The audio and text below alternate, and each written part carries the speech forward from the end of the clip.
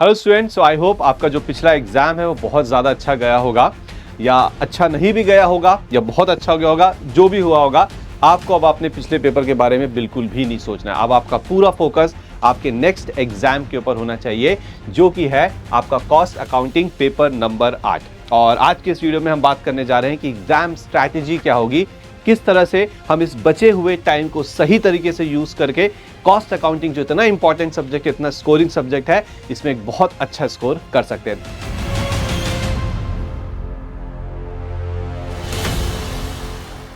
सबसे पहले हम जल्दी से देख लेते हैं कि हमारा पेपर पैटर्न क्या होता है। वैसे मुझे मालूम है काफी स्टूडेंट्स को पता होगा पेपर पैटर्न के बारे में, लेकिन फिर भी एक बार क्विकली हम गो थ्रू करेंगे।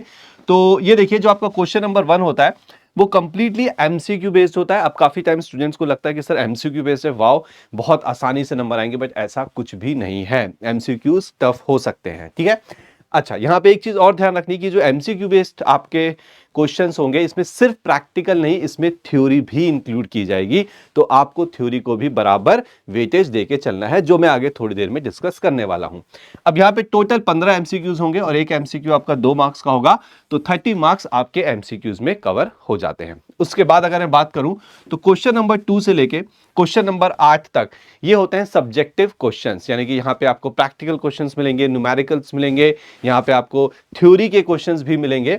और 2 से लेके 8 तक यानी कि टोटल कितने क्वेश्चन हो गए? 7। आपको करने हैं एनी 5 क्वेश्चन, तो कोई भी 5 क्वेश्चन आप अपनी पसंद के यहां से उठा सकते हैं और उसे सॉल्व कर सकते हैं। तो बहुत अच्छी चीज है, आपको 2 क्वेश्चंस का यहां पे मार्जिन दिया गया है। अब ध्यान सुनिए कि हर एक क्वेश्चन के अंदर 2 पार्ट होंगे, पार्ट ए पार्ट बी। दोनों पार्ट मिला के कितने मार्क्स का होगा? 14 मार्क्स का।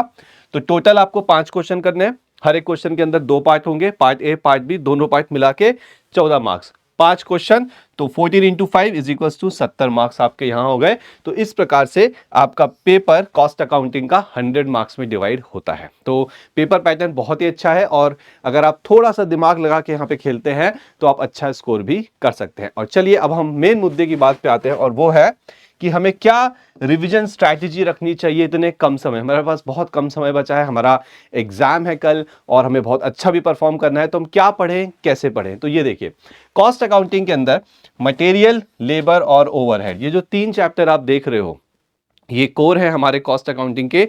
ये 3 चैप्टर आपके बहुत ज्यादा स्ट्रांग होने चाहिए। जब आप इन 3 चैप्टर्स के क्वेश्चंस को क्विकली रिवाइज करोगे, मेरी बात मानिएगा, थ्योरी भी जरूर देख लेना। इन तीनों चैप्टर की जो थ्योरी है वो एग्जाम में पूछी जाती है। उसके बाद आप करेंगे प्रोसेस कॉस्टिंग, सर्विस कॉस्टिंग और आपका कॉन्ट्रैक्ट कॉस्टिंग।